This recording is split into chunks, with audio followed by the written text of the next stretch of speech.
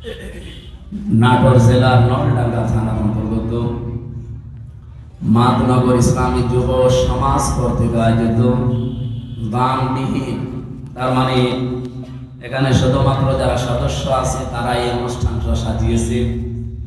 যে সদস্য যারা কোরআনে কারীম প্রচারের জন্য তাদের সময় এবং অর্থ দিয়েছে, কিয়ামতের দিন এই সময় এবং এই সম্পদের হিসাব আল্লাহ নেবেন না। এরকম ভালো কাজে আমাদেরকে আল্লাহ শরীক হওয়ার তৌফিক দেন। ষষ্ঠ বাৎসরিক তাফসীরুল কোরআন মাহফিলের স্বনামধন্য সভাপতি, বিশিষ্ট ইসলামী চিন্তাবিদ, সহকারী অধ্যাপক আলহাজ মাওলানা এনামুল হক দামাত বারকাতুহুল আলিয়া। এই কি আশ্চর্য কথা বলেন জানি, আপনি যদি কথা বলেন আমরা মিলে দিয়েছে মানে কথা বলা লাগবে ভাই, কষ্ট হলে ওইভাবে থাকেন, 1 ঘন্টা আমরা কথা বলবো ইনশাআল্লাহ। সহ সভাপতি বৃন্দ, অনেক মানুষের নাম দিয়েছে, হায়াতে তাইয়্যিবা সিহাতে কুল্লিয়া কামনা করছে, আল্লাহ যেন দান করেন। এই মাহফিলের প্রধান অতিথি উপজেলা নির্বাহী অফিসার নলডাঙ্গা নাটোর জনাব রেদওয়ানুল হালিম দামাত বারকাতুহুল আলিয়া। বিশেষ অতিথি আপনাদের এই থানার ভারপ্রাপ্ত কর্মকর্তা জনাব রফিকুল ইসলাম। আল্লাহ রাব্বুল আলামিন এই মানুষগুলোকে কোরআনের খাদেম হিসাবে কবুল করে। এতক্ষণ যিনি কথা বললেন আপনাদের এই জেলার সন্তান মাওলানা আব্দুল মজিদ, খতিব জজকোর্ট কমপ্লেক্স জামে মসজিদ নাটোর। মঞ্চে বসা আছেন সম্মানিত ওলামা ইকরাম, আপনাদের এই এলাকার যারা, আমি তো অনেকের নাম জানি না, একবারে দোয়া করছি তাদের জন্য, ওয়ারাফানা লাকা যিকরা, আল্লাহ আলেমদের মর্যাদা সম্মান যেন আরো বাড়িয়ে দেন। আমি শুধুমাত্র আলেমদের কথা কেন বললাম, এ পৃথিবীতে যত বান্দা বান্দি আল্লাহ বানিয়েছে সবচাইতে বেশি ভয় তাকে করে আলেমরা। ইন্নামা ইয়াখশাল্লাহা মিন ইবাদিহিল উলামা, অবশ্যই আমার বান্দা বান্দিদের ভেতরে আমি আল্লাহকে ভয় করে যারা আলেম, আলেমা কারা, আলেম কারা? আমরা তো নামের আগে মাওলানা মুফতি কারি হাফেজ লেখা দেখলেই মনে করি আলেম না। আলেম আল্লাহর দৃষ্টিতে ওইটা যাকে আল্লাহ যতটুকু জ্ঞান দিয়েছে, যোগ্যতা দিয়েছে, ওই অনুযায়ী সে কাজ করে। কথা বোঝে? আল্লাহ রাব্বুল আলামিন বলেন, আমান আসলামু মিম্মান কাতামা শাহাদাতান ইনদাহু মিনাল্লাহ আমাল্লাহু বিগাফিলিন আম্মা তা'মালুন। সূরা বাকারার 140 নম্বর আয়াতের শেষের দিকে আছে, আমরা যাদেরকে আলেম মনে করি, বিশাল জুব্বা গায়ে আছে, লম্বা চওড়া, বড় বড় দাড়ি, হাতে তসবিহ, দুনিয়ার কোনো খেয়াল নেই। আল্লাহ বলেন না, আমার দৃষ্টিতে বড় সালেম তো ওইটা যার কাছে কোরআনের জ্ঞান থাকার পরে দুনিয়ার কোনো স্বার্থ পেয়ে গোপন করে দেয়। এরকম আলেম এ দেশে 54 বছরে ছিল না, এখন নেই। আগে আরো বেশি ছিল, এখন একটু কমেছে, তারপরও কম না, এখনো অনেকে আছে। ওদেরকে বাতিল যারা, তারা টাকা পয়সা দিয়ে এদেশে যেন ইসলাম কায়েম হতে না পারে সেই জন্য তাদের ব্যবহার করছে।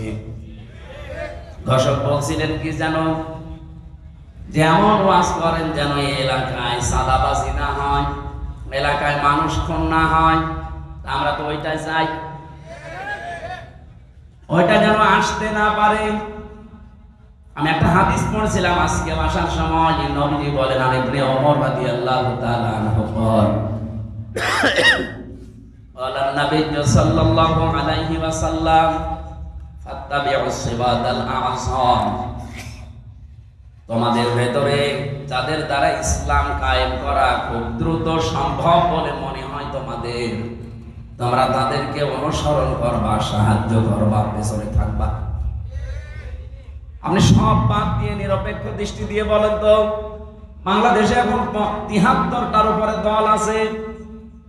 আমি যতটুকু অ্যানালাইসিস করেছি এই দেশ নিয়ে, যতটুকু দেখলাম, বাংলাদেশে ইউনিয়ন পরিষদ থেকে শুরু করে আন্তর্জাতিক পরিমণ্ডল পর্যন্ত সুচারুরূপে দুর্নীতি ছাড়া বাস্তবতার সাথে আল্লাহর বিধান দিয়ে চালানোর ক্ষমতা এখন এই দেশে জামাত ইসলামীর আছে।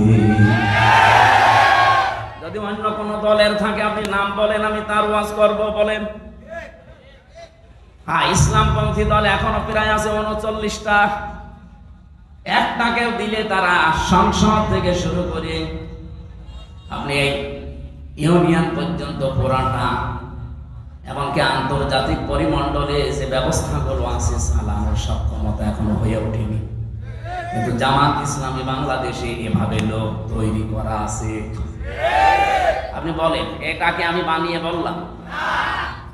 তাহলে হাদিস ছিল ফাত্তাবিউস সিওয়াদাল আযম, অনুসরণ করবা তাদের যাদের দ্বারা ইসলাম কায়েম করা দ্রুত সম্ভব।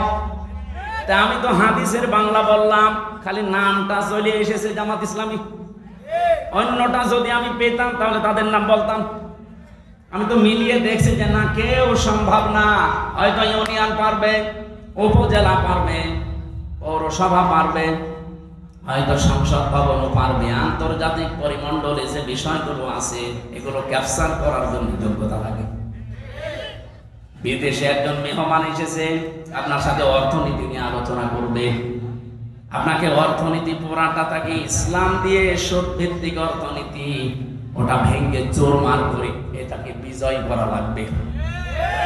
সে তো আপনাকে আসবে বড় বড় জায়গা থেকে এসে এমন এমন যুক্তি দেবে, আপনি তার ভাষাও বোঝেন না, তার যুক্তিও বোঝেন না। আপনি শুধু নিজের দেশ নিয়ে চলতে পারবেন। এতটুকু একটা দেশে প্রায় 18 কোটির উপরে আমরা মানুষ বাস করি।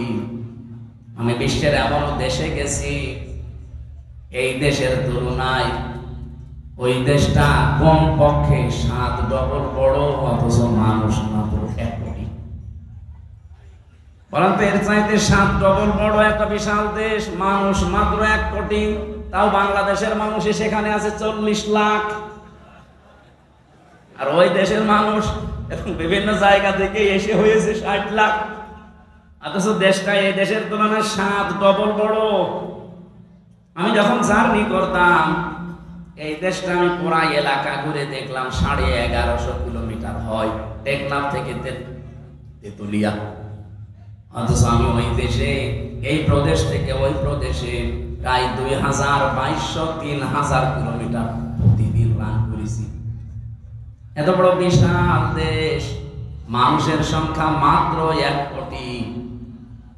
তারা যদি মনে করে না বিশ্বের কোন জায়গায় আমাদের ধর্ণা দেওয়ার দরকার নেই, আমরা নিজেরাই উৎপাদন করি, নিজেরা স্বয়ং সম্পূর্ণ আমরা পারবে তারা, তা আপনি পারবেন না। আপনাকে বিভিন্ন দেশ থেকে খাবার নিয়ে আসা লাগবে, রসদ জোগানো লাগবে। আন্তর্জাতিক পরিমণ্ডলে যে ব্যবসা বাণিজ্য গুলো আছে, রেমিটেন্স যোদ্ধা যারা আছে, ওরা যদি সব বন্ধ করে বলে যা তোর দেশে ফেরত যা, আপনি ভিক্ষা করে খাবেন। রোহিঙ্গারা তো আছে, যাই হোক আপনি রোহিঙ্গার বাবা হয়ে যাবেন। এটা বাস্তবতার দিকে তাকিয়ে বলছি ভাই, আমরা যা দেখতে পাচ্ছি এই হাদিসের আলোকে, ইউনিয়ন পরিষদের মেম্বার থেকে শুরু করে আন্তর্জাতিক পরিমণ্ডল পর্যন্ত সব জায়গায় সততা এবং যোগ্যতা এবং দুর্নীতি মুক্ত ভাবে এরা যে চালাতে পারে তার প্রমাণে 1 বছর 1 মাস। 1 বছর 1 মাসে এদের ভেতরে একটা চাঁদাবাজি মানুষ পাওয়া যায়নি। ডাইল খোর নেই, মদ খোর নেই, এমনকি বিড়ি খোর নেই। আপনি বলেন, যদি ধরিয়ে দেন বলেন যে অমুক বিড়ি খায়, যদি কয়েকটা খায়ও মনে করবো কেবল নতুন এসেছি। 11 বর্ষ থেকে জমান নামাজ পড়ে বের হলাম, 18 জন এসে আমার বলছে হুজুর আমরা এতদিন মানুষের তৈরি করা আইনের পক্ষে ছিলাম, এখন আর নেই। এখন আমরা দিন কায়েম করতে চাই। এই পদ্ধতি যেহেতু বাংলাদেশ জামাত ইসলামী এখন এগিয়ে আছে, সুতরাং আপনি আমাদেরকে এই দলে নেন। আমি বললাম কালেমা পড়ানো লাগবে, বলছে না কালেমা আমরা জানি, কিন্তু এতদিন ভুল পথে ছিলাম। আমি জোয়ার যা দেখছি, সারা দেশে যে জোয়ার উঠেছে, সারা নসরের এই আয়াতগুলো মনে হচ্ছে আল্লাহ এই মাত্র বাংলাদেশে আবার নাজিল করল, বিশেষ করে ডাকসু আর জাকসুর পরে। অনেকে এখনো চাপাবাজি করছে, যা ডাকসু জাকসু কি হয়, কি হয় মানে আপনার এত ভয় কেন? কোরআনে কারিমে আল্লাহ জানিয়েছিলেন কোরআনের কথা তো আর মিথ্যা হওয়া সম্ভব না। ইদা জা নাসরুল্লাহি ওয়াল ফাত, যখন আসবে আল্লাহর সাহায্য, তখন আপনি বিজয় দেখতে পাবেন।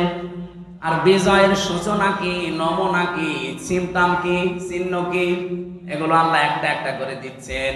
ওয়া রাআইতান নাসা ইয়াদখুলুনা ফি দীনিল্লাহি আফওয়াজা, আপনি হে নবী আপনি দেখতে পাবেন দলে দলে পালে পালে মানুষ ইসলামে প্রবেশ করছে। ইসলাম মানে জামাত ইসলামী না, ইসলাম মানে যারা দিন কায়েম করতে চায় জমিনে, এটাই আসল ইসলাম। এদেশে বহু ইসলাম আছে, তারা দিন কায়েম করতে চায় না, তারা আরো বিরোধিতা করে। এই কথা বলেন না কেন? এখানে অনেক আলেম লেগে গেছে ইসলামী আন্দোলনের বিরুদ্ধে। একামতে দিন যারা কায়েম করতে চায় তাদের বিরুদ্ধে ফতোয়াবাজি পর্যন্ত অনেক নাম করা আলেম করছে। আমার নাম ধরা লাগবে? এগুলো তাদের মুখের কথা না, ওদেরকে বলানো হচ্ছে। আপনি দেখেছেন এই দেশের একজন নাম করা পীর, সে পর্যন্ত স্ট্যাটাস দিয়েছে যে এতদিন আমরা জামাত ইসলামের বিরোধিতা করতাম, আওয়ামী লীগের পামে পড়ি। ও সব বলে ফেলেছে যে ওদের ধোঁকাবাজিতে, ওদের প্রতারণায়, ওদের কথা মতো বিরোধিতা করতাম। এখন দেখছি এই দেশে ইসলাম ইউনিয়ন থেকে সংসদ পর্যন্ত পূর্ণাঙ্গ ভাবে চালানো, সব জায়গায় লোক আছে জামাত ইসলামের। অন্য কাউকে দিলে তারা পারবে না, অন্য কোন হুজুর পার্টিকে দিলে তো পারবেই না। এমনকি জেনারেলকে দিলে আপনি দেখবেন বাবা শাহজালাল সব হালাল হয়ে গেছে। আমরা কি ওই দৃশ্য আর দেখতে চাই না? চ্যাম্পিয়ন হয়েছে পরপর কয়েকবার, এবার এই দেশ চ্যাম্পিয়ন হবে ইসলাম দিয়ে ইনশাআল্লাহ। এজন্য আমি নাম নিলাম না, কারণ আলেমদের একটা মর্যাদা আছে। এরা যদি ফিরে আসতে চায় তাহলে এরা আল্লাহর দরবারে আলেম, আর যদি এই অবস্থায় থাকে এদের মরণ হবে বালাম বিন বাওরার মতো। আলেমদের মর্যাদা এত বেশি পড়েছি আমি হাদিসে, বিশ্ব নবী জানিয়েছেন কিয়ামতের দিন। আমি এটা এই যে কয়েকদিন আগে আসলাম মদিনা থেকে, মদিনার ইমাম যিনি মসজিদে নববীর অনেক খুতবা দিচ্ছিলেন ইলমের উপরে, ওনার শেষ কথা ছিল এইটা। হাদিসটা উনি আরবিতে পড়ার পরে ব্যাখ্যা করছিলেন আবার আরবি দিয়ে। আমি বাংলায় বলছি, উনি যে কথা বললেন এটার সারমর্ম এটা, কিয়ামতের দিন আলেমদেরকে আল্লাহ যখন বিচার করবেন, ওদেরকে আল্লাহ পর্দা দিয়ে ঘিরে নেবেন, আলাদাভাবে ঘিরে নিয়ে বলবে, মাওলানা ইনামুল হক এই করেছিলি, জিজ্ঞাসা করবে এই এই করেছিলি, প্রত্যেকটা কথার জবাব দেওয়া লাগবে যে হ্যাঁ। রব্বুল আলামিন ওর মুখের কাকতি মিনতির দিকে তাকিয়ে বলবে, গোপনে তোরে মাফ করে দিলাম, কাউকে বলবি না, জান্নাতে চলে যাবে। কিন্তু সে আলেমও তো আবার থাকা লাগবে। আপনি যদি কোরআনের কোন বক্তব্য জানার পরেও দুনিয়ার কোন স্বার্থ পেয়ে, সিদ্ধি পেয়ে যদি গোপন করে রাখেন, আপনি আল্লাহর দরবার আর আলেম নেই, আপনি পুরা জালেম হয়ে গেছেন। আল্লাহ শব্দটা উল্লেখ করলেন আজলাম, এটা সুপারলেটিভ ডিগ্রি। এর চাইতে বড় শব্দ আরবিতে আর হয় না। সব চাইতে বড় জালেম আল্লাহর কাছে ওই লোকটা যে তার জ্ঞান অনুযায়ী, যোগ্যতা অনুযায়ী আমল করে না। এই জন্য যারা এখানে বসে আছে আলেম নাম নিয়ে, তাদের মর্যাদা সম্মান এমনি কামনা করি নাই। রব্বুল আলামিন যেন কিয়ামতের দিন ওই হাদিসের আলোকে আমাদেরকেও তার ভেতরে শামিল করে মাফ করে দেন। সামনে বসা মুসলমান ভাইরা, পর্দার আড়ালে সম্মানিতা মা এবং বোনেরা, প্রাণ প্রিয় নাটোরবাসী, আমার বাড়ি তো খুব বেশি দূরে না, কুষ্টিয়া। আমি কুষ্টিয়া থেকে অন্তত 1-150 কিলোমিটারের ভেতরে যদি আসি, আমার মনে হয় যে আমি বাড়ি বসে আছি। এর সাথে একটু দূরে গেলে মনে হয় যে পাশের গ্রামে গেলাম। যেহেতু পাশাপাশি আছে, এখনো 100 কিলো হয়নি, 80 কিলো আর 15 কিলো, 95 কিলো। তো সেই হিসাবে আমার মনে হচ্ছে যে আমি কেবল ম্যাডামের কাছে খাবার খেয়ে এই যে উঠলাম। সুতরাং আমরা ঘন্টাখানিক সময় চাচ্ছি, একটু গরম লাগছে বেশি। পেছনে এখানে ফ্যানটাই যে এই জায়গায় দেওয়া যায় না, মানুষের ডিস্টার্ব হয় এই জায়গায়, অথবা এই যে এটা এই জায়গায়। আরে ভাই কি কাকে কি বলেন, যারা দায়িত্বে আছে এদের বলেন না কেন? আর এখানে হাঁ করে বসে আছেন কোন কারণে? এই শিবির কি করেন আপনি? ধরেন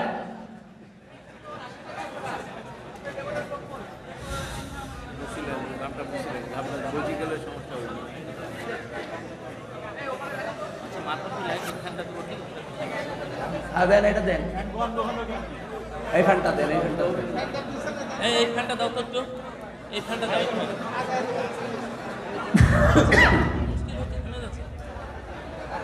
এটা একটু সরিয়ে দেন। ঠিক আছে। সুবহানাল্লাহ, আলহামদুলিল্লাহ, লা ইলাহা ইল্লাল্লাহ। সুবহানাল্লাহ, আলহামদুলিল্লাহ, লা ইলাহা ইল্লাল্লাহ, লা ইলাহা ইল্লাল্লাহ, মুহাম্মাদুর রাসূলুল্লাহ। ঠিক আছে, আওয়াজ বন্ধ করুন। হ্যাঁ বসুন, এবার বসুন। আমার ভাইরা,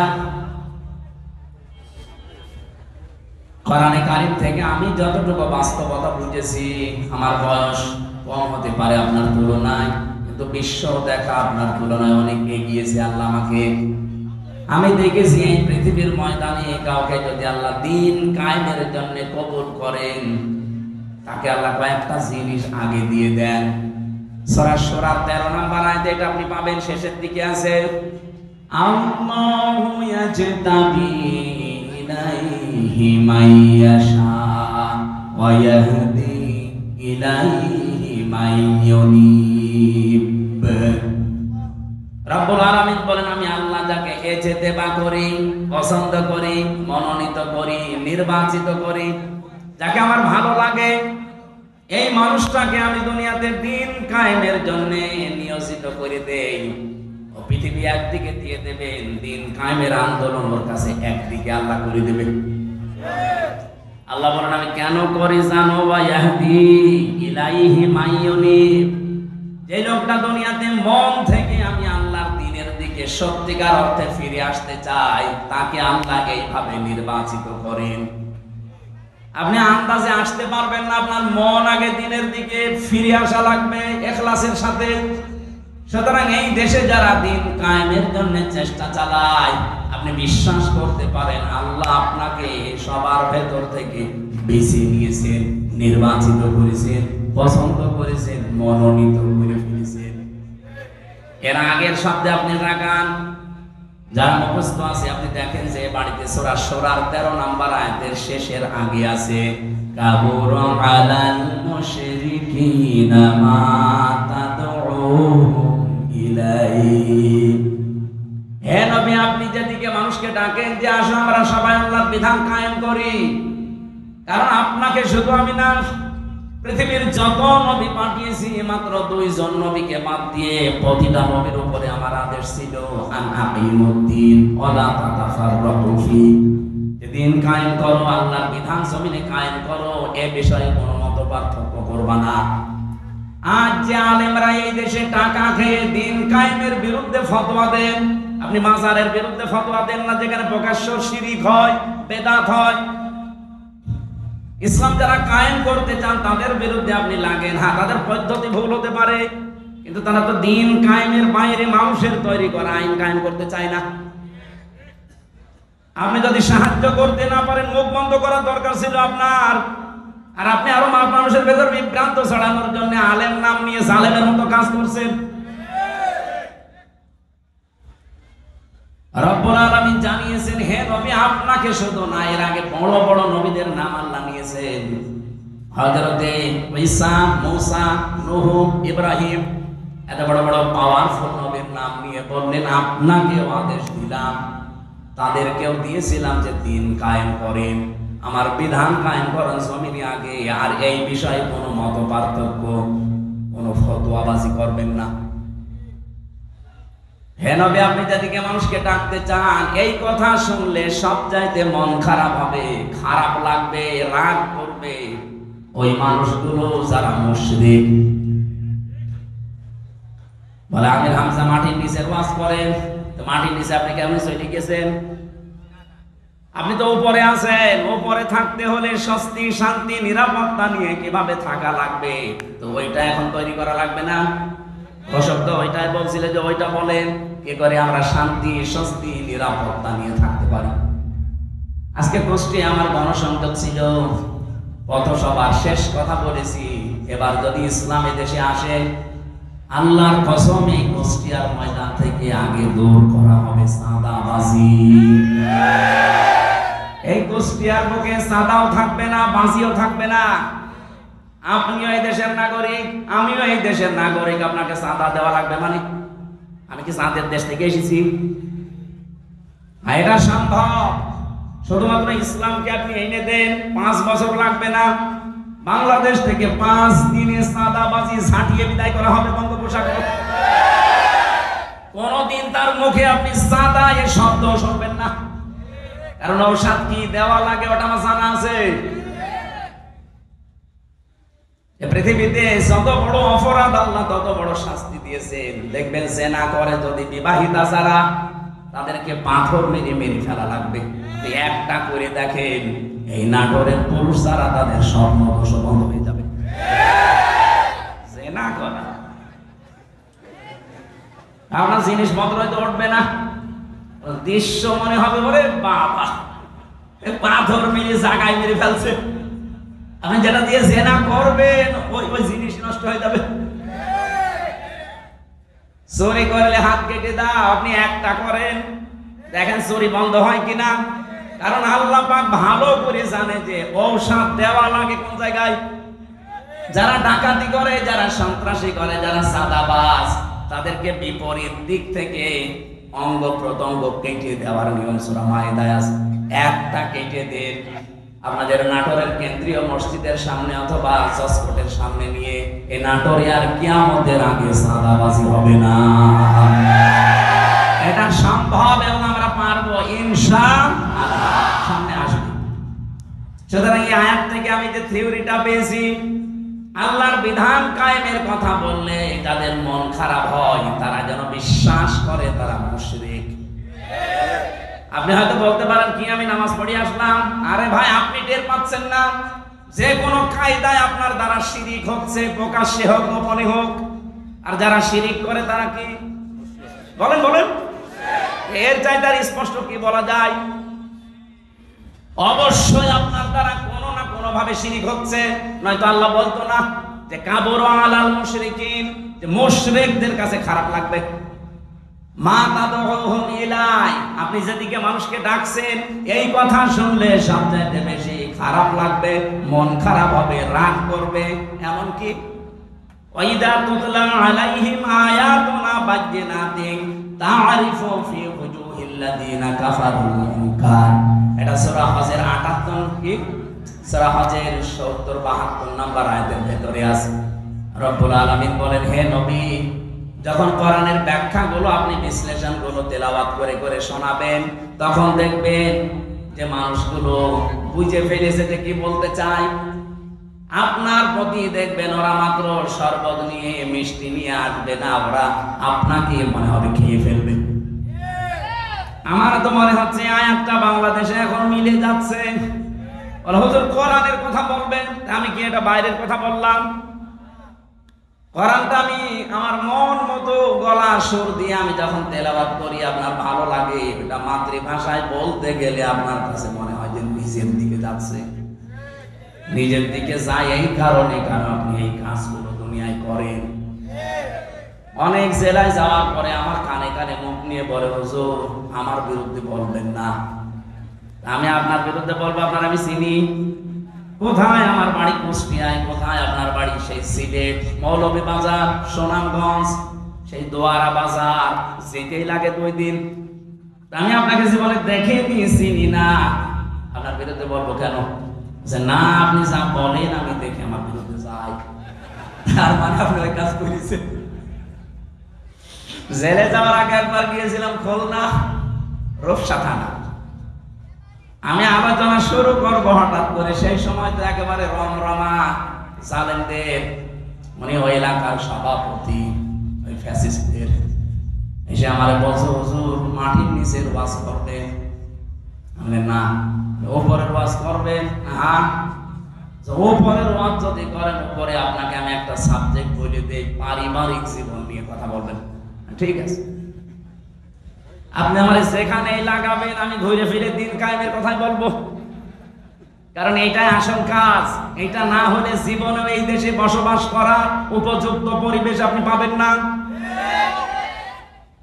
বলেন তো, খালি দুইজন নবী বাদ দিয়ে পৃথিবীর কোন নবীর জীবনে আমি পড়ে পাইনি যে তাকে আল্লাহ আদেশ দেয়। প্রত্যেকটা নবীকে, খালি দুইজন নবীকে আল্লাহ বলেন না, একটা আদম আলাইহিস সালাম আর একটা সুলাইমান নবী। কারণ আদম নবীর সময় মানুষজন ছিল না, আর সুলাইমান নবী ওনার বাবার কাছ থেকে রাজত্ব পেয়েছিলেন, তো উনি আবার কি কায়েম করবেন? বাকি কোন নবীর জীবনী পড়ে আমি পাইনি যে তাদেরকে আল্লাহ নির্দেশ দেয়নি যে আনাকে বুদ্ধি দিন কায়েম করবে। নামাজ পড়া যেমন ফরজ, এমনকি বহু নবীর জীবনে আমি পড়েছি তাদের জীবনে নামাজ ছিল না, তাদের জীবনে রোজা ছিল না, কিন্তু তাদের জীবনে দিন আল্লাহর বিধান কায়েম করা লাগবে, এটা ছিল। আল্লাহর বিধান আরো আছে যেগুলো ওইগুলো। আমার ভাইরা, এখান থেকে আপনার জন্য আমার যেটা বক্তব্য, যদি আপনার মন খারাপ লাগে তাহলে আপনি বুঝে নেবেন যে আপনার দ্বারা যেহেতু শিরিক হচ্ছে আর আপনি মুশরিক, মুশরিকের কোনো ইবাদত কবুল হওয়ার সম্ভাবনা আছে।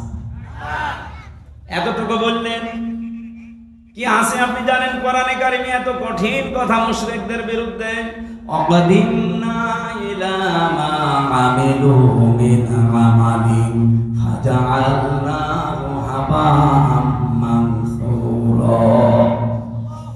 কিয়ামতের দিন মুশরিকদের আমল নামাটা আল্লাহ এভাবে দেখবে, যেই দেখবে শিরিকের ওটা ধুলি কণার মতো মুখের উপরে নিক্ষেপ করবে। আজ তো শুনতে খারাপ লাগছে, কিয়ামতে কোটি কোটি মানুষের সামনে যখন নিজের কাজ কারবার ধোলার মতো নিক্ষেপ হবে, তখন টের পাবেন। সব চাইতে বড় আশ্চর্য কথা কোরআনে মুশরিকদের বিরুদ্ধে, ইন্নাহু মাইয়ুশরিক বিল্লাহ ফাকাদ হারামাল্লাহু আলাইহিল জান্নাহ ওয়া মা'ওয়াহুন নার। রব্বুল আলামিন বলেন, আমি আল্লাহ নিজে হারাম করে দিয়েছি জান্নাতটা মুশরিকদের জন্য। অথচ বাংলাদেশে বহু মানুষ যে শিরিক করে ও জানেও না। এই জন্যই তো তাফসীর মাহফিলের আয়োজন করেছে। আমরা জেনে হোক না জেনে হোক শিরিক করে যদি মুশরিক হয়ে যায়, তা কিসের ঈদগাহ মাহফিল দিয়েছেন, কিসের মসজিদ বানাচ্ছেন? আশা করছে আপনার আজকে বিবেক খুলবে। আরে ভাই, আপনি আমল না করেন, ইমানটা নিয়েও যদি যেতে পারেন, তাও তো জাহান্নামে যাওয়া লাগবে না। আর ইমানও আপনি এনেছেন, শিরিকও করছেন, আপনি জান্নাত আপনার জন্য হারাম। এতটুকু আল্লাহ যদি শেষ করে দিতেন, আমি আয়াত বলতাম না, ওমাউহুন নার, আল্লাহ তার আশ্রয়স্থল বানাবে জাহান্নাম। আমার আয়াত পড়ার পরেই বাংলাদেশের থেকে তাকিয়ে ভয় হয়, এদেশের বহু মানুষ অলরেডি শিরিক করে জাহান্নামী হয়ে গেছে। নাটোরবাসী বড় ভালোবাসি আপনাদের পাশের জেলা, খুব ভালো করে খেয়াল করে দেখেন শিরিক জীবনে হচ্ছে কিনা। বলতে পারেন যে না, আমার জীবনে শিরিক নেই। কে বলেছে আপনাকে? শিরিকের এক কথায় জবাব হচ্ছে, আল্লাহ যেটা পারে ওইটা অন্য কেউ পারে, এই কথা বিশ্বাস করার নাম শিরিক। বলেন এবার আপনার জীবনে আছে কিনা? এখানে খুব বেশি নড়াচড়া হচ্ছে না, আর বন্ধ করে দেবেন। আল্লাহ যেটা পারে পৃথিবীর অন্য কেউ এটা পারে, এই বিশ্বাস করার নাম। বলেন বলেন, আপনি দেখেন তো আপনার ভেতরে আছে কিনা। সন্তান দিতে পারে কে? পৃথিবীর অন্য কারো ক্ষমতা আছে? সে মরা পীর হোক আর জীবিত পীর হোক। এমনকি কত মানুষ দেখি জেনে কি না জেনে করে আমি জানি না, আমার এসে বলে হুজুর আপেল পড়িয়ে দিন। কেন? সেদিন বগুড়াতে পেয়েছিলাম এক লোক এসে আপেল নিয়েছে, হুজুর আপেল পড়িয়ে দেন। কেন? আমার বারবার 4টা মেয়ে হয়েছে, আমি খুব আশা করি আছি এবার যেন ছেলে হয়। আপনি এমন আপেল পড়বেন যেন এবার ছেলে হয়। আপেল পড়িস সূরা ফাতিহা দিয়ে ফু দিয়ে ফেলে দিলাম। আপেল কই ফেলে দিয়েছি, ফেলে দিলে মানে আরে ভাই আপেল পড়ে যদি ছেলে হয় তা আমার 3টা মেয়ে হইতো না? আমার তো আগে ছেলে হইতো। ম্যাডামরা শুধু আপেল খাওয়াতাম। কি বিশ্বাস মানুষ! আমির হামজার বাবা আপেল পড়লে ছেলে হবে? এটা দেওয়ার দায়িত্ব কার? এর একচ্ছত্র মালিকানা অন্য কাউকে আল্লাহ দেয়নি। একটা একটা করে আমি কয়েকটা বলবো শুধু শিক্ষার জন্য। 2 নম্বরে আল্লাহ যেটা পারে ওটা অন্য কেউ যেহেতু পারে না। কেউ যদি মনে করে যে অন্য কেউ পারে তাহলে সে শিরিক করলো, আর শিরিক করলে সে কি? বলেন বলেন। মুশরিকের জন্য জান্নাত হারাম, জাহান্নাম ওয়াজিব। মুশরিকের কাছে খারাপ লাগবে আল্লাহর বিধানের কথা কায়েম এ কথা বললে। এ কথাগুলো কার? একটাও কি আমি বানিয়েছি? না, সব দলিল দিয়েছি। কিন্তু আমি সূরা শুরার 13 নম্বর আয়াতের শেষের দিকে, সূরা মায়েদায় আছে, প্রত্যেকটা আয়াতে আল্লাহ সাজিয়ে দিয়েছেন একটা একটা করে। সূরা ফুরকানের 23 নম্বর আয়াতে আছে। এই জন্য বাড়িতে আয়াতগুলো মিলিয়ে দেখবেন আপনার ভেতরে যেন শিরিক চলে না আসে। আমার এবার প্রশ্ন 2 নাম্বার, এই জমিন বানিয়েছে কে? এখানে অন্য কারো হালকা কোনো সাহায্য আছে? আপনি হিন্দুকে জিজ্ঞাসা করেন, উনিও বলবে এই জমিন আল্লাহ বানিয়েছে। আল্লাহ যদি নাও বলে ভগবান বানিয়েছে। ওরা যাদের ভগবান বলে ওরা আল্লাহ বলে জিনিস একই। ওরা হয়তো ওই বাপ দাদার নিয়ম নীতি মেনে আসতেছে, এই জন্য সরাসরি বলতে পারে না। এই দিন জমান নামাজ পড়িয়েছি কুষ্টিয়ায়। এখানে 100 ঘর হিন্দু, কয়েক ঘর মুসলমান একটা মসজিদ বানিয়েছে। ওরা মন্দির দেখাতে নিয়ে গেল। বড় বড় যারা মানে হর্তা কর্তা সব এসে বলছে আপনার ওয়াজ আমরা শুনি। ওয়ালা ইন সাআলতাহুম মান খালাকাস সামাওয়াতি ওয়াল আরদা লা ইয়াকুলুন্না আল্লাহ। হে নবী, আপনি যদি আবু জেহেলকেও জিজ্ঞাসা করেন আসমান জমিন কে বানিয়েছে, ও বলবে আল্লাহ বানিয়েছে। তো ওদের ভেতরেও দেখলাম হ্যাঁ এরকম একটা পরিবেশ আছে, কিন্তু মুখ ফুটে বলতে পারছে না। সবার ভেতরে আমার আল্লাহ আছে, কিন্তু এই মানুষটা হয়তো তার পরিবার অথবা তার সমাজের কারণে মুখ ফুটে বলতে পারে না। যাদের বিবেকটা কাজে লেগে যায় ওদেরকে আর থামাতে পারে না। সেদিন যশোরের এক কলেজের অধ্যাপক হিন্দু, ওনারে বলেছিলাম যে স্যার আপনি তো বিসিএস ক্যাডার, জ্ঞান আছে আমি জানি, আপনি আমার ধর্মীয় গ্রন্থ কোরআন আরবিতে পড়ার দরকার নেই, আপনি পড়তে পারবেন না। আপনাকে আমি ইংরেজি ভাষণ দিচ্ছি অথবা বাংলা, একবার বুঝে বুঝে পড়াটা পড়বেন। 3 মাস সময় দিয়েছিলাম যে 3 মাস পরে আপনার সাথে আমি দেখা করব। 3 মাস পরে দেখি আল্লাহর বান্দা নিজের থেকেই মুসলমান হয়ে গেছে। এখানে বিবেক যদি হালকা কাজে লাগে ওরে আর আপনি ধরে রাখতে পারবেন না। কারণ পৃথিবীর মানুষ সবাই জানে যে পৃথিবীর সব ধর্মগুলো ভুয়া ধর্ম, বানানো ধর্ম, শুধু ইসলাম আল্লাহ পাঠিয়েছেন। এই জন্য অন্যান্য ধর্মে যারা আছে বাইরের দেশগুলোতে গেলে আমি দেখেছি খ্রিস্টানদের সাথে আমি কথা বলেছি, ইহুদিদের সাথে বসে কথা বলেছি, ওদের চেহারা দেখলে আপনি জীবনও টের পাবেন না যে ইহুদি। আমার তো আর জোব্বা কত বড়, আমার চাইতে বড় জোব্বা গায়ে দেয়। আমার তো আর দাড়ি কয়টা, ওর দাঁড়িয়ে পর্যন্ত, মাথায় পাগড়ি বাঁধা, ওর স্ত্রীর সাথে আছে 5-6টা ছেলে মেয়ে, হাত মোজা পা মোজা পরা, দেখলে মনে হবে যে জিবরাইল ভাই। নাম জিজ্ঞাসা করি যখন তখন টের পাই যে ইহুদি। যেই বলে যে আপনার নবীর নাম কি, বলে জোসেফ। জোসেফ মানে মুসা। ইহুদি মুসা আলাইহিস সালামের অনুসারী দাবি করে। এই তখন বুঝি আরে তো মুসলমান নাম। জোসেফ বলছে মানে মুসা নবীকে মেনে চলে ওরা, যদিও মুসাকেও মানে না। খ্রিস্টানদের সাথে দেখা হয়েছিল আমেরিকায়, জিজ্ঞাসা করলাম ভাই ইংরেজিতে হ্যালো ব্রাদার, ওনারে আমি যতবার প্রশ্ন করলাম একটা একটা করে, প্রথম প্রশ্ন ছিল যে আপনার হোয়াট ইজ ইওর নেম। ওনার নাম বলার পরে আমি টের পেয়েছি যে না মুসলমান না। কারণ ইহুদির নামের সিরিয়াল আমি জানি, খ্রিস্টানদের নামের সিরিয়াল আমি জানি, বৌদ্ধদের নামের সিরিয়াল আমি জানি। নাম শুনলেই বুঝি। যখন বলে যে আপনার নবীর নাম কি, হোয়াট ইজ ইয়োর প্রফেট, তখন বলছে আমার নবীর নাম হচ্ছে যিশু। যিশু মানে ঈসা। বলেন তো এই যে মানুষগুলোকে প্রথমে দেখলে আপনি জীবনে সাইন করতে পারবেন না। এত সুন্দর চেহারা, ধবধবে ফর্সা, দাড়ি মানে পাগড়ি এবং জোব্বা গায়ে, বিশাল সাদা জোব্বা গায়ে, স্ত্রীর সাথে আছে, একেবারে চোখও দেখা যায় না, হাত মোজা পা মোজা দেওয়া। বাস্তবতা যেটা আমি এখান থেকে নিয়ে আসতে পারি, ওই মানুষগুলো আজ মুশরিক, ওই মানুষগুলো আজ শিরিক করছে। শুধুমাত্র যদি বিবেকটা একটু কাজে লাগাতো, এই পৃথিবীর কোন ধর্মে মানুষ থাকা সম্ভব না ইসলাম ছাড়া। খালি বিবেকটা মানুষ কাজে লাগায় না, এই জন্য বিভিন্ন ধর্মে প্রায় 4,500 ধর্ম এখন দুনিয়ায়। কত? 4,500।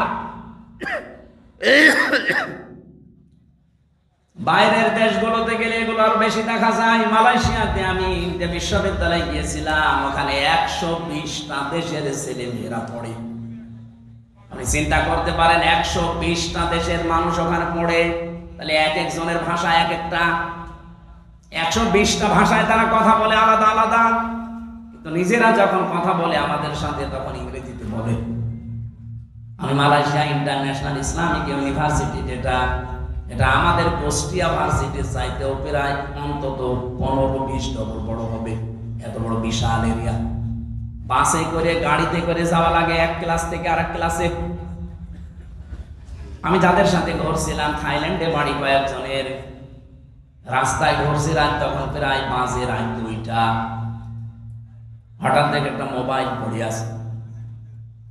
আমারে উনি ওনার ভাষা দিয়ে বলছে, আপনার বাড়ি তো বাংলাদেশে, এই মোবাইলটার পাশ দিয়ে যদি শুধু বাংলাদেশ আর ভারতের ছেলে মেয়েরা না যায়, কিয়ামত পর্যন্ত পড়িয়ে থাকবে, কেউ নেবে না। আমার কি সুনাম করলো না, বাস দিল। আমরা বলছি বাংলাদেশ আর ভারতের ছেলে মেয়েরা যদি যায়, গায়েব করে ফেলবে। পৃথিবীর এখানে প্রায় 120টা দেশের ছেলে মেয়েরা আছে, কেউ এর পাশ দিয়ে গেলে ঘুরিয়েও তাকাবেন না যে লোকের জিনিস আমি কেন নেব। কিন্তু আপনারা যে এমন মানুষ, আমি ওনার পরে হাসির ছলে বললাম যে ভাই আপনি কি আমার সুনাম করলেন না পাশ দিয়ে?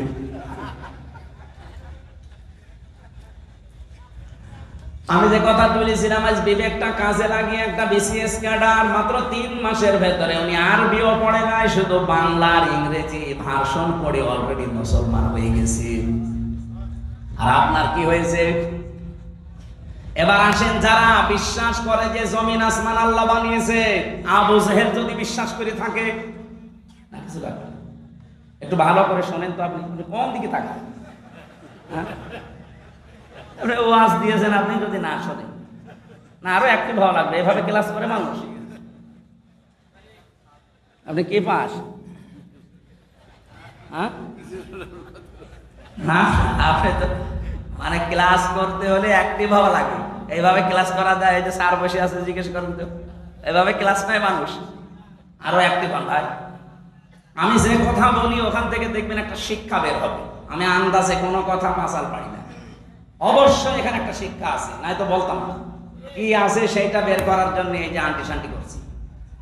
রব্বুল আলামিন বলেন, যেহেতু আসমান আর জমিন আমি বানিয়েছি, আলাহুল খালাক ওয়াল আমরু তাবারাকাল্লাহু রাব্বুল আলামিন।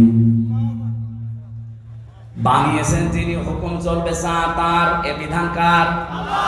তাহলে আপনার বিবেকের কি বলে যে জমিন আসমান আল্লাহ বানিয়েছে আর এখানে চলবে মানুষের তৈরি করা আইন? একটা কথা হইলো।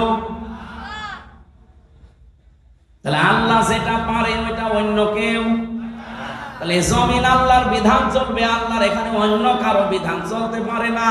যদি অন্য কারো আইন, অন্য কারো বিধান আপনি চালাতে চান, আপনি অবশ্যই শিরিক করছেন। আর শিরিক করলে লোকটা কি? এইরকম মুশরিকের কাছে আল্লাহর বিধানের কথা বললে মন পাওয়া যাবে? তার কি হবে? রাগ হবে, গা জ্বলবে, মারতে আসবে। তাহলে বাংলাদেশে এবার বলেন তো 92% মুসলমান আমরা না 92% মুশরিক? আমাদের রাগ হয় কেন? দোষ তো আপনার না, আপনি শিরিক করে ফেলছেন। জমিন আল্লাহর, আপনি নিজে বলছেন এখানে আইন চলবে আল্লাহর, অথচ আপনি এমন এক দল করেন যে দল আল্লাহর আইন বিশ্বাস করে। তাহলে আপনার শিরিক হচ্ছে না? আর এই কথাটা আমি একটু বাংলা ইংরেজি আরবি মিলে বলতে গেলে আপনার রাগ হয় না? এরপরও আমি জানি কিছু মানুষের মন ফিরবে না, কারণ ওদের আবু জেহেলের মতো খতম করে দেওয়া। খাতামাল্লাহু আলা কুলুবিহিম ওয়া আলা সামঈহিম ওয়া আলা আবসারিহিম গিশাওয়া ওয়া লাহুম আযাবুন আযীম। হে নবী, আমি ওদের অন্তরের উপরে মোহর লাগিয়ে দিয়েছি। আপনি যতই সুন্দর করে বলেন, নবীজি আবু জেহেলের কাছে 350 বারের উপরে দাওয়াত নিয়ে গেছে, এরপরও লোকটার মন তৈরি হয়। আমার মনে হয় 350 বার না, আমি তো আপনার কাছে এই 11.5 বছর তো আমি ময়দানে, 3 বছর নয় জেলে ছিলাম, বাকি সময় তো বহুবার আপনি আমার আলোচনা, আলেমদের আলোচনা শুনেছেন, এরপরও আপনার পরিবর্তন হয় না। আলেমরা কি কোনোদিন বলেছে এই জমিনে আমরা আমার বাবার আইন তৈরি করতে চাই? সবারই এক কথা সামারাইজ করে দেখবেন, সবাই বলতে চাই এই জমিনে আমরা আল্লাহর আইন চাই। এইটা শুনলে যদি কারো রাগ হয়, সে যেন বিশ্বাস করে তার দ্বারা কোনো না কোনো ভাবে শিরিক হচ্ছে, আর শিরিক হলে সে লোকটা মুশরিক, এই জন্য তার কাজ হবে। এবার কার খারাপ লাগবে এবার আপনি নিজে মিলিয়ে নেন, আপনি কি আসলে মুসলমান না মুশরিক? দরুদ আর সালাম পাঠ করার মাধ্যমে আমরা তেলাওয়াতকৃত আয়াত, যেটা আমি ছোট্ট ছোট্ট 2টা আয়াত পড়েছি, 6666টি আয়াত, এটা প্রসিদ্ধ, আর বিশুদ্ধ হচ্ছে 6236টা আয়াত। এর ভেতরে মাত্র 2টা আয়াত পড়েছি, আমি আগে পরও পড়তে পারতাম। এই 2টা আয়াত থেকে কিছু কথা তাফসীর আকারে শোনাতে চান। আপনারা তাফসীর মাহফিল লিখেছেন, অথচ এখন চলছে নবীজির জন্মের মাস, সিরাত লিখে দিলে আমরা ওইভাবে সাজাতাম। যেহেতু তাফসীর লিখেছেন, আমরা তাফসীর আকারে কথা বলবো, শুনবেন তো নাকি? আমি আগে একটু তেলাওয়াত করে তাফসীরের যে মূল নীতি আছে 15টা একটা একটা করে বলবো, এরপরে আমরা ভিতরে যাব। আউযু বিল্লাহি মিনাশ শাইতানির রাজীম। তিলকা আয়াতুল কিতাবিল মুবিন। এখান থেকে এবার একটা শিক্ষা বের হবে। রব্বুল আলামিন বলেন তিলকা, এই আয়াতুন, এটা বহুবচন, এই আয়াতগুলো যেগুলো এখন আপনাদের সামনে আমি বলবো, এই আয়াতগুলো হচ্ছে আল কিতাব, কিতাবের আগে আলিফ লাম আছে, এরপরে আছে মুবিন। আল্লাহ পাক বলেন এটা স্পষ্ট কিতাবের আয়াত। আমার প্রশ্ন হচ্ছে, কোরআন কি স্পষ্ট না অস্পষ্ট? না, আপনার পড়া ঠিক হয়।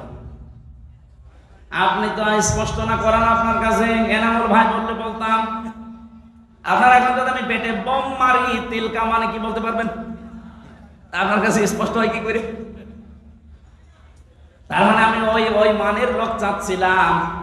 এখান থেকে ডানে বামে আলেমগুলো যদি বলতো স্পষ্ট, আমি কোন প্রশ্ন করতাম না। যারা সবাই একবারে বললেন আমার কাছে কোরআন স্পষ্ট না, আপনি মিথ্যা বলেছেন। কিতাব যদি আপনি স্পষ্ট করতে চান, কিতাবের কাছে আসা লাগবে। কথা বলেন না কেন? আপনি এই যে বয়সে আছেন, এই বয়সে এখন মাদ্রাসায় ভর্তি হয়ে সময় দিতে পারবেন? এই কথা বললেন না? আপনার বয়স এখন 55 বছর, আপনি এখন মাদ্রাসায় ভর্তি হয়ে সময় দিতে পারবেন? ওই 8 বছর 9 বছরে ভর্তি হয়ে যেভাবে পড়ছে পারবেন না। কিন্তু আল্লাহর একটা বিশেষ অনুগ্রহ এই বাংলাদেশের উপরে, এই দেশে এখন এমন একটা মাদ্রাসা, এমন একটা বিশ্ববিদ্যালয় আছে যেখানে ভর্তি হয়ে গেলে আপনাকে কোরআন শিখাবে। সেটা বাংলাদেশে জামাত ইসলামী। আপনি হয়ে দেখেন, 15টা পয়েন্ট পূরণ করা লাগে প্রতিদিন। এই লোকটা খুব শিক্ষিত না, ওনাকে চিনি, ম্যাট্রিক পাসও করে নাই, কিন্তু এই জায়গায় আসার কারণে ওনাকে বিশ্ববিদ্যালয়ে ভর্তি হওয়ার সিস্টেম করে দেওয়া হয়েছে। প্রতিদিন কোরআন শরীফ শুদ্ধ করে পড়া লাগবে। আবার কয় আয়াত পড়বেন, বুঝে পড়েন না, আন্দাজে পড়েন, আবার লেখা লাগবে। 1 মাস পরে আবার দায়িত্বে যারা আছে তাদের দেখানো লাগবে। এর চাইতে বিশ্ববিদ্যালয় কোথায় পাবেন আপনি? আর আপনার যে বুড়ো বয়সে কোন ভার্সিটি আপনাকে নেবে? যে না, আসেন এই বিশ্ববিদ্যালয়ে আপনাকে আলেম বানানো হবে। খুব বেশি দিন লাগবে না, মাত্র 6 মাস আপনি সময় দেন, আমি গ্যারান্টি দিচ্ছি আপনি এই দেশের বহু আলেমের চাইতেও জ্ঞানী হয়ে যাবেন। আমার কথার অর্থ আপনি বুঝেছেন? আপনি স্পষ্ট হন কোরআনের কাছে এসে।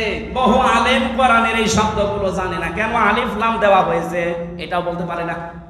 আমার মনে হয় এখানে যদি 100 জন আলেম থাকে, 50 জন বলতে পারবে না যে আলিফ লামের নাম কি। আলিফ লাম 4 প্রকার।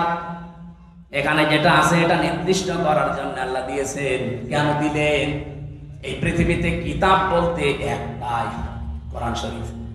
কোরআন বাদ দিয়ে পৃথিবীর যত বই আছে সব কোরআনের ব্যাখ্যা। যেভাবেই লেখেন না কেন ওটা কোরআনের ব্যাখ্যার ভেতরে পড়বে। আপনি যদি চাঁদ নিয়ে লেখেন, চাঁদের কথা কোরআনে নেই, বলেন। যদি এই জমিন নিয়ে লেখেন, জমিনের কথা কোরআনে নেই। সেটাই করবে, ওগুলো আসলে কিতাব না, ওগুলো কিতাবের ব্যাখ্যা। কিতাব কয়টা? আরো জোরে। কেমন কিতাব? স্পষ্ট বলেন। আল্লাহ পাক বলেন, আলহামদুলিল্লাহিল্লাযী আনজালা আলা আবদিহিল কিতাবা ওয়া লাম ইয়াজআল লাহু ইওয়াজা। প্রশংসা করা লাগবে আমার। কেন? আমি আমার বান্দাকে কিতাব দিয়েছি। কিতাব কেউ দিতে পারে না, আল্লাহ নিজে পাঠিয়েছেন এটা তার বান্দার কাছে। এমন কিতাব দিলেন, ওয়া লাম ইয়াজআল লাহু ইওয়াজা, যে কোরআনের ভেতরে, কিতাবের ভেতরে কোনো বক্ষতা নেই, যেখানে কোনো গোপন কথা আপনি পাবেন না। কোরআনে যা আছে সব স্পষ্ট কথা, সব ওপেন কথা। কোনো গোপন কথা আছে? আরো জোরে বলেন। এটা কোরআনের নিয়ম এইটা। এর কাছে যদি কেউ বুঝে শুনে আসে, সে আর জীবনেও গোপন থাকে না, সে ওপেন হতে চায়। আর আমরা এমন কিতাবের আলেম, এত স্পষ্ট চলছে দুনিয়া এখন, এত সহজ হয়ে গেছে, এরপরেও বলে হুজুর আমি গোপনে আছি। কে কিতাব পড়ে আলেম হয়েছে যে আর কোনদিন গোপন থাকা লাগবে? হযরত ওমর যেদিন শুধু কোরআন পড়েছিলেন সূরা তাহা, সঙ্গে সঙ্গে তিনি ওপেন হয়ে গেছেন। আর আমরা এমন হুজুর সারা জীবন তো গোপনে আছি, এখন একটা সুযোগ এসেছে তাও বলছে গোপনে আছি। ও মনে হয় কিয়ামতেও গোপনে থাকবে। আরে ভাই, আপনার কাছে কি মনে হয় এই যে সুযোগটা আল্লাহ তৈরি করে দিয়েছে, দলে দলে মানুষ পালে। আমি তো সারা বাংলাদেশের 630টা থানা ঘুরছি, সারা দেশ আমার এই হাতের ভেতরে। আমি তো দেখতে পাচ্ছি অবস্থা কি। জোয়ার যা উঠেছে, আমার বিশ্বাস ইসলাম এবার সংসদে যাবে। যতই ষড়যন্ত্র করেন জীবনে ঠেকাতে পারবেন না। বিভিন্ন ষড়যন্ত্রের কথা আসবে, কিন্তু এগুলো মোকাবেলা করার জন্য আমরা দায়িত্ব দিয়েছি একজনকে। কে? আল্লাহুম্মা ইন্না নাজআলুকা ফি নুহুরিহিম ওয়া নাউযু বিকা মিন শুরুরিহিম। আমার জেলখানার 3 বছরের তাহাজ্জুদের নামাজের দোয়া ছিল এটা। আল্লাহ, ইসলামের বিরুদ্ধে, আমার বিরুদ্ধে এই দেশে যারা ষড়যন্ত্রে মেতে আছে, আমি তো পারলাম না, তোমাকে দায়িত্ব দিলাম এদের ষড়যন্ত্রের বিরুদ্ধে, তুমি যথেষ্ট। আল্লাহ পারবে না ইনশাআল্লাহ? নিজে পারবে। তার প্রমাণ জাহাঙ্গীরনগর, সেখানে টয়লেটের ভেতরে নামাজ পড়া লাগবে ইশারায়, সেখানে আজ আল্লাহু আকবার ধ্বনি উঠতেছে। সুবহানাল্লাহ বলতে পারেন? সংসদেও ইনশাআল্লাহ আল্লাহু আকবারের ধ্বনি এবার যাবে। এখনো যারা আলেম, যারা ইমাম, যারা খতিব, এরা যদি বলে যদি আমি ইসলামের পক্ষে কাজ করি আর ইসলাম যদি এবার না যায় তাহলে আমার ইমামতি থাকবে তো? আরে ভাই, আপনি ইমামতি নিয়ে আসেন, ইমামতি থাকবে না মানে? শুধু ইমামতি থাকবে না, ওই কমিটির উপরে আর নির্ভর করা লাগবে না। ইসলাম গেলে আপনার বেতন দেওয়া হবে রাষ্ট্র থেকে। পশ্চিমবঙ্গে আমি বেশি থাকতাম আগে, কারণ এই সমস্ত জায়গায় তো আল্লাহর ওলিরা আসতে দিত না। তখন ওই জায়গায় থাকতাম পশ্চিমবঙ্গে। পুরা এলাকা আমি এই বাংলাদেশের মতো চষেছি, ওই পশ্চিমবঙ্গ পুরাটা। মমতা ব্যানার্জি ওই দেশের ইমামদের সাথে, খতিবদের সাথে মিলে দেখলাম আর একটা হিন্দু দেশ, অথচ ওখানে ইমাম, মুয়াজ্জিন, খাদেম আর খতিব 4 জনের বেতন দেওয়া হয় রাষ্ট্র থেকে। মমতা ব্যানার্জি একটা হিন্দু মহিলা, সে যদি বেতন দিতে পারে ইমামদের, খতিবদের, মুয়াজ্জিনদের, আর আমরা ইসলাম নিয়ে গেলে ইমাম, মুয়াজ্জিন, খাদেম, মাদ্রাসা, মসজিদ, আলেম ওলামার বেতন রাষ্ট্র থেকে দিতে পারবো না। শুধু যে টাকা পাচার হয়েছে ওইটা নিয়ে আসতে পারলে তো কিয়ামত পর্যন্ত বেতন দেওয়া যাবে। আপনি জানেন কত টাকা পাচার হয়েছে? এক দরবেশ ৩৬,০০০ কোটি টাকা পাচার করেছে। ৩৬,০০০ কোটি। আমার মনে হয় আমার মতো হামজারে কিয়ামত পর্যন্ত বলতে দিলে আমি গণিত শেষ করতে পারবো না। একজন দরবেশই যদি এই করে, তাহলে যারা দরবেশ ওরা যে কি করেছে। সেদিন মনে হয় সিঙ্গাপুরে ছিলাম, যে হোটেলে উঠেছিলাম না, মালয়েশিয়া, ১১৮ তলা হোটেল। আমি আর এক হোটেলে, আমি বললাম এত জায়গা এত দূরে আমার দেখে না, আমার কাছে। ওই হোটেলটা ৭৫ তলা। ৭৫ তলার উপরে উঠে আমি জানালা খুলে দিয়েছি, আমার মনে হচ্ছে যে একটা জান্নাতের মতো বাতাস আসতেছে। ওখান থেকে বললাম একটু নিচে যেয়ে দেখি তো খাবার পাওয়া যায় কিনা। নিচে যেয়ে নামলাম, নেমে দেখে দুইজন বসে বসে রাত ২টা বাজে চা খাচ্ছে। আমি চেহারা দেখে বুঝে ফেলেছি। আমি যে সালাম দিলাম, আসসালামু আলাইকুম, অত বলবে যে ওয়ালাইকুম আসসালাম না, বলছো হুজুর আমরা আগে পালিয়েছি। একটা সালামে জবাব হইল, আমি দিলাম আপনার সালাম আর আপনি বলছেন আমরা আগেই পালিয়েছি। কি বলেন আপনি? না, ওই ৪ তারিখে দেখলাম যে ভাব ভালো না, চলে এসেছি। তাই আপনি এই হোটেলে আছেন, অথচ আপনার তো শুনেছি যে ৬২০টা বাড়ি। কত? ৬২০টা বাড়িও না, ওই যে মন্ত্রী ছিল যেটা সাইফুদ্দিন জাবেদ নাকি না, ওর সাথে আরেক শয়তান আছে। বজর আমার সাহেব পাড়া আছে মালয়েশিয়ায়, আমার কানাডাতে বাড়ি আছে বেগমপাড়া, লন্ডনে আছে, এই যে এখানেও আছে পাশের রাষ্ট্র সিঙ্গাপুরে। কিন্তু আমি যেতে পারি না। এই দেশে ২০ লাখ বাঙালি থাকে, আমি যদি বাইরে যাই আমার ভর্তা পানি থাকে। খুব গোপনে আসি, নামি না। এই যে রাত ২টো বাজে নেমেছি, আপনি আমার জন্য দোয়া করেন। দোয়া আপনার জন্য আসবে, কি দোয়া কর? এখন দোয়া করলে তো বদ দোয়া হবে। আপনি কি করেছেন? ৬২০টা বাড়ি মানুষ বানায়, আমার একটা বাড়ি, তাই আমি মনে হয় বছরে ২-৩ মাস থাকতে পারি, বাকি সবসময় রাস্তায় থাকে। আপনি কবে থাকবেন বাড়িতে? এই জন্য এদেশের আলেম ওলামারা এখনো সেই ভয়ে চিন্তায় আছে। কোনো ভয় নেই, আপনার কোনো চিন্তা নেই। ইসলাম এবার আসবে আর আপনারা সবচাইতে বেশি সুযোগ সুবিধা পাবেন, সে কওমি বলেন, আলিয়া বলেন, খারেজি বলেন, যাই বলেন। কিন্তু কিছু আলেম নামধারী এদেরকে এই বাম আর রামরা এখনো পর্যন্ত পেছনে লেগে আছে। জামাত ইসলামী বাংলাদেশের বিপক্ষে একটা কথা লাগিয়ে দেন, এরা আসলে নাকি মাদ্রাসার বেতন বন্ধ করে দেবে। এটা শয়তান বিশ্বাস করবে? এটা আপনার কথা না, আমরাও জানি আপনাকে দিয়ে রাম আর বামরা বলাচ্ছে।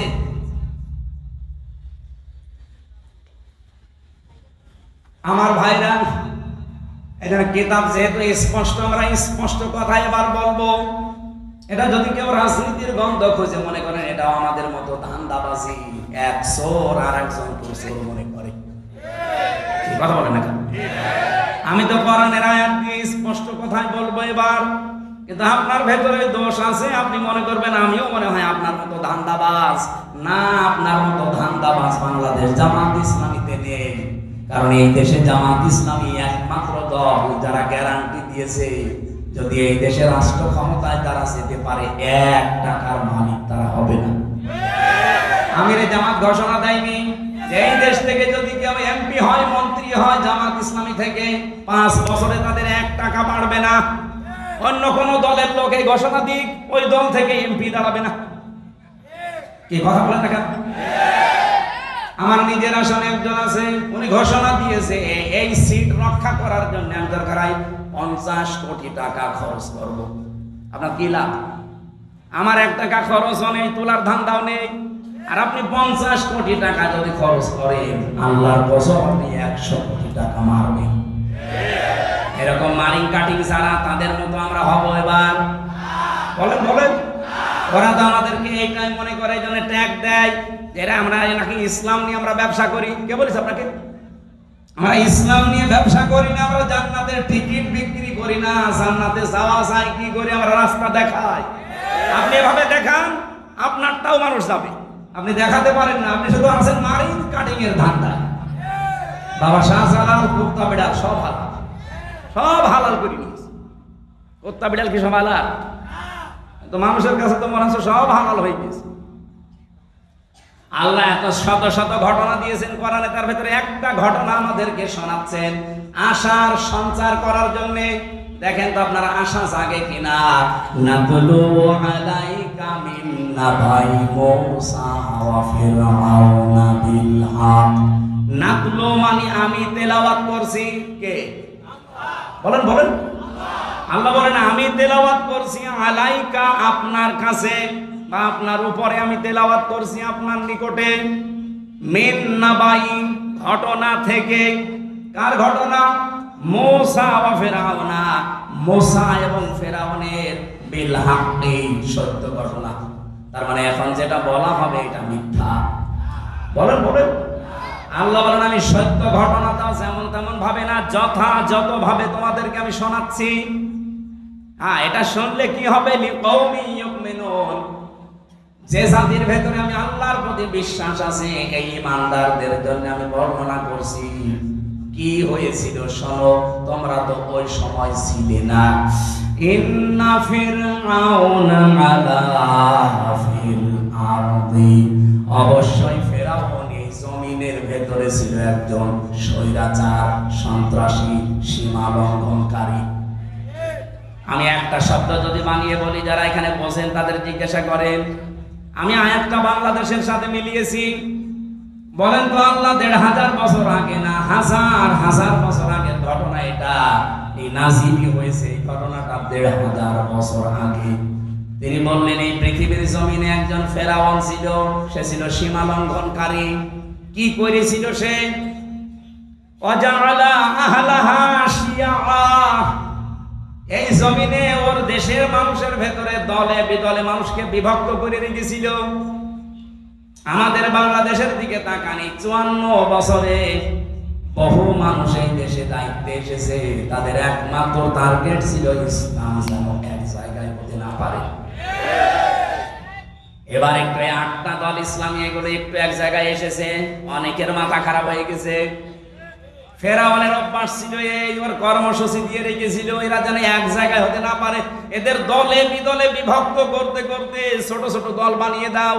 এ বাংলাদেশে এমনও দল আছে, উনি সভাপতি, ওনার ছেলে সেক্রেটারি, আর কেউ নেই। কি আমি বানিয়ে বললাম? জেলখানায় আমার সাথে একজনের দেখা হয়েছিল, ওনার নাম আব্দুল মতিন, উনি হচ্ছে আল্লাহর দলের সভাপতি সারা বাংলাদেশের। ওনারা বললাম যে ভাই আপনি তো সভাপতি, সেক্রেটারি কে? বলছে আমার ছেলে। আর লোক বোঝার কেউ নেই, ওইটা একটা দল, আল্লাহর দল। এরকম দলে বিদলে বিভক্ত করে রেখেছে। ৭৩টা দল চলছে বাংলাদেশে এখন, শুধু নিবন্ধিত দল ৪৯টা। বাংলাদেশে আরো যেগুলো আছে আমি একদিন হিসাব করে দেখলাম ৭৩টার উপরে। তাহলে এই যে ফেরাউন এই কাজ করেছিল হাজার হাজার বছর আগে, আর এই লেডিস ফেরাউন আমাদেরকে দলে বিদলে বিভক্ত করে রেখেছিল এই কয় বছরে। ফেরাউনের সাথে দেশের কাজ মিলছে না। ফেরাউনের কাজ আর একটা ছিল, ইস্তাদঈফু তাইফাতাম মিনহুম ইউযাব্বিহু আবনাহুম ওয়া ইস্তাহয়ী নিসাহুম। ওই ফেরাউন দুর্বল করে রেখেছিল এই দলে বিদলে বিভক্ত করে। ওই দেশে পুরুষদেরকে সে মেরে ফেলতো আর মেয়েদেরকে সে বাঁচিয়ে রাখতো। এর দুইটা অর্থ হতে পারে, হয়তো সন্তান হত্যা করেছিল লাখের উপরে, আপনারা জানেন। পুরুষদেরকে মেরে ফেলার অর্থ কি? এই ফেরাউন লেডিস যেটা বিদায় নিয়েছে এটাও কিন্তু এই কাজ করেছিল।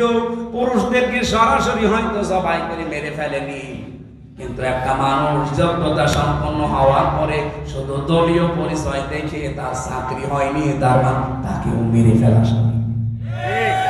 আমি কথা বোঝাতে পারিনি?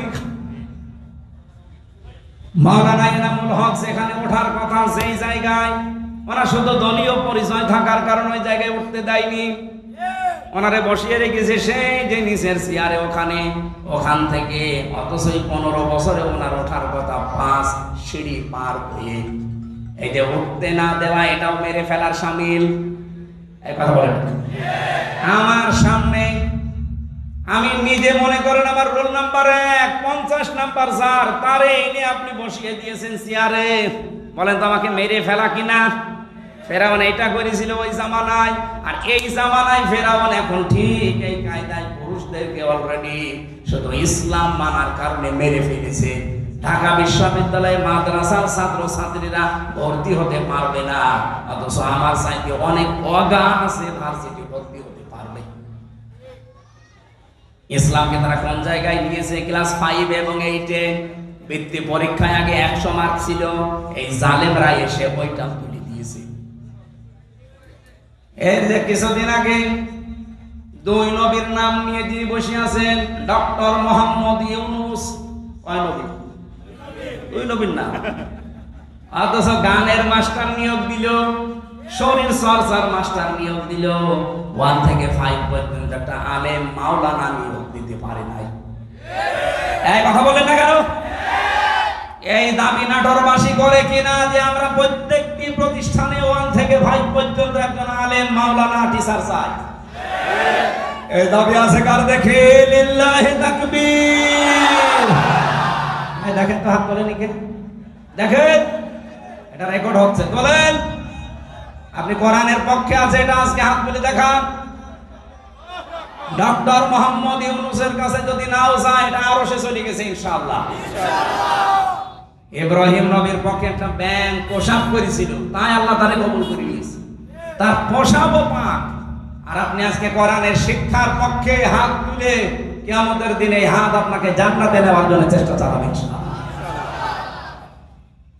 আমার ভাইরা, পুরুষদেরকে মেরে ফেলতো আর মেয়েদেরকে সে বাঁচিয়ে রাখতো ভোগ করার জন্য, অথবা তাদেরকে দিয়ে জেনা ব্যভিচার করিয়ে করিয়ে সমাজটা নষ্ট করার জন্য।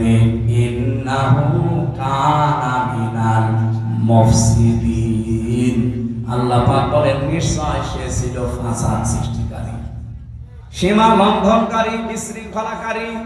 এ পর্যন্ত আল্লাহ যদি শেষ করে দিতেন, এই আয়াতগুলো আমি বলতাম না। এবার একটা আশার বাণী শুনিয়েছেন, ওয়া নুরিদু আন্নামুন্না। আল্লাহ পাক বলেন আমি একটা ইচ্ছা করলাম।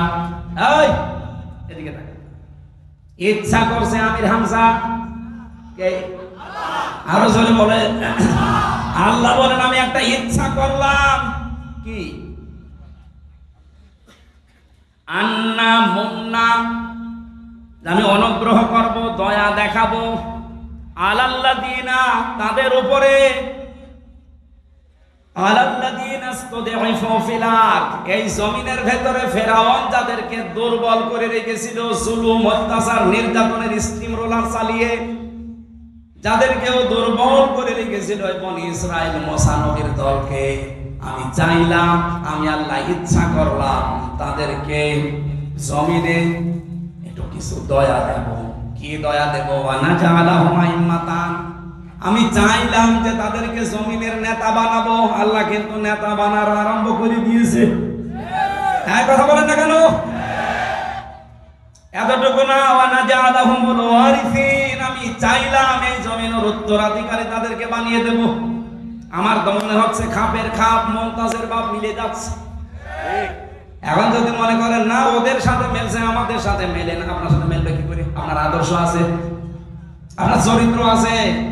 রাত 9টার পরে তো আপনার পা ঠিক মতো মাটিতে পড়ে না। আপনার চরিত্র কিসের?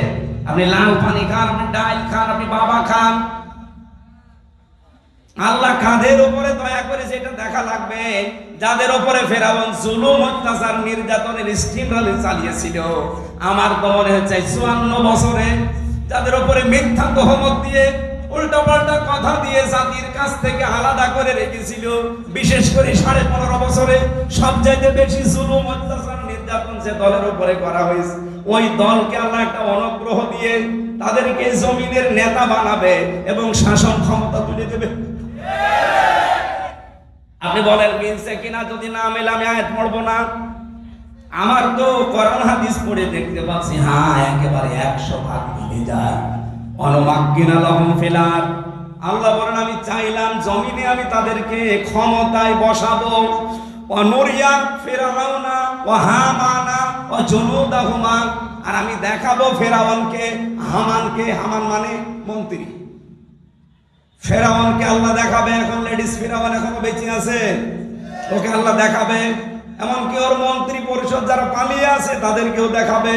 অজনুদাহুমা, এমনকি তার সৈন্যবাহিনী, তার দলের লোক যারা, তাদেরকেও আল্লাহ নিজে দেখাবে। এখানে ফাইল কর্তা আল্লাহ নিজে।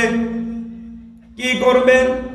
মিনহুম মা কানু ইয়াহদারুন, যাদেরকে নিয়ে ওরা সবসময় ভয়ে থাকতো, যাদের বিরুদ্ধে মিথ্যা তহমত দিয়ে জাতির কাছ থেকে আলাদা করে রাখতো, আল্লাহ তাদেরকে বসিয়ে ওদেরকে দেখাবে। এই সিদ্ধান্ত কার? আপনার রাগ হয় কোন কারণে?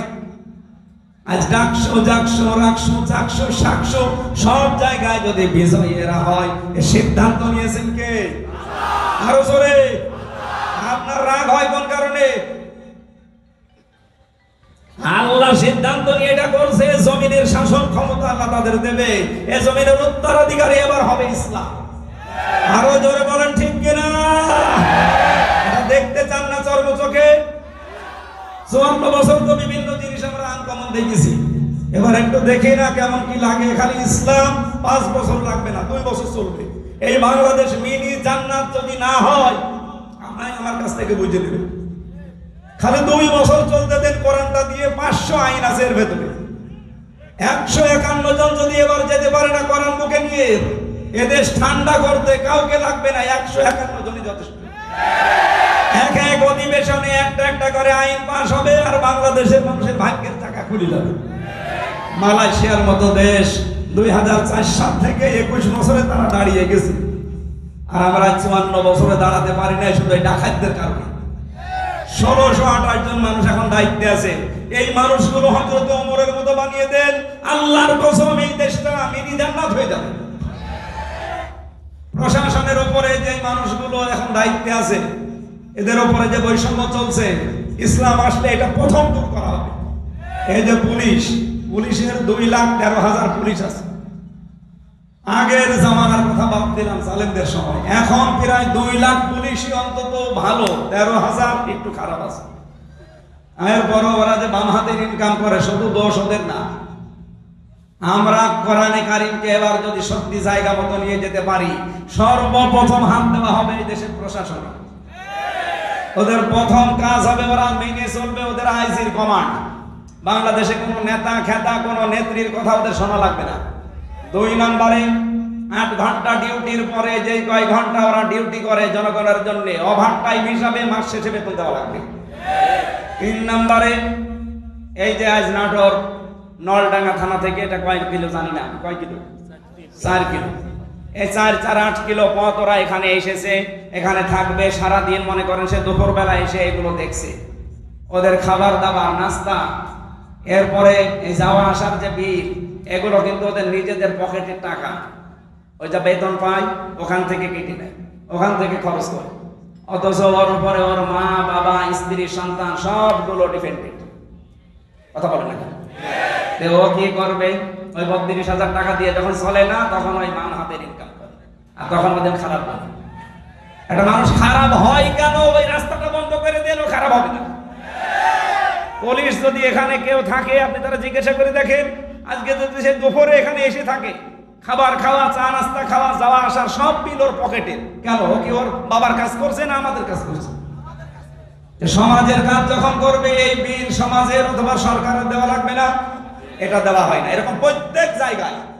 আমি যে ওসিকে পড়াতাম কুষ্টিয়ায়, সেই 11 সালে, ওনার বেতন ওই সময় মনে হয় কত 42,000 টাকা ছিল, আমার সঠিক মনে নেই। 42,000 টাকা বেতন। অথচ ওনার বউ আর মেয়ে আর ছেলে 3 জন ঢাকাতে যে ফ্ল্যাট নিয়ে থাকে, 52,000 টাকা বেতন। তো কি ফেরেশতা জিবরাইল দিয়ে যাবে? এই কারণে শেষে একটু এদিক এদিক করে বলতে, হুজুর দোয়া করেন আল্লাহ যেন মাফ করে দেয়। আমরা এবার আর দোয়া না, এবার একেবারে এই যে 151 জন যদি যেতে পারে, একটা একটা করে আইন পাস হবে, আপনারাও শান্তিতে থাকবেন। প্রশাসনে হোক, বিচার ব্যবস্থায় হোক, ইসলামী অর্থনীতিতে হোক, সবাই আমরা এই দেশটাকে সাজিয়ে নিতে চাই। সুতরাং এই দেশে আর চাঁদাবাজি হবে না, এদেশে মানুষ মার্ডার হবে না, ধর্ষণ বললাম না, সব নদশবদ্ধ হয়ে যাবে। আল্লাহ রাব্বুল আলামিন এরকম একটা পরিবেশ আমরা চাই না। মেয়েরা যারা এসেছে তাদের সম্মান দেবে, কারণ এই পৃথিবীতে আল্লাহ যখন কারো উপরে রাজি হয়, খুশি হয়, তখন তার বাড়িতে একটা মেয়ে পাঠায়। সুতরাং আমার প্রতি আল্লাহ খুশি হয়েছে, আমার বিশ্বাস, কারণ তিনটা মেয়ে আল্লাহ আমাকে দিয়েছে। এই তিনটা মেয়ের উপরে যদি আমরা দায়িত্ব পালন করি, 1 নম্বরে তাকে পেয়ে খুশি হওয়া, 2 নম্বরে তার ভালোবাসা আদর করা, তার পেছনে খাওয়া দাওয়া করানো যে খরচ আছে, 3 নম্বরে তাকে দিনের শিক্ষা দেওয়া, 4 নম্বরে সৎ পাত্রে পাত্রস্থ করা। বাকি 3টা আমি আদায় করে অলরেডি ফেলেছি, 4 নম্বরটা বাকি আছে। যদি আমি করতে পারি, নবীর হাদিস যে এই মেয়েটাই আমাকে জান্নাতে পৌঁছিয়ে দেবে ইনশাআল্লাহ। যাদের মেয়ে আছে তারা খুশি না বেজার? খরচ করছেন তো, দিন শিক্ষা দিচ্ছে, সৎ পাত্র থেকে পাত্রস্থ করবেন যার বাম হাতের ইনকাম আছে নাকি। আল্লাহ আমাদের তৌফিক দিন। রাত গভীর হয়ে গেছে।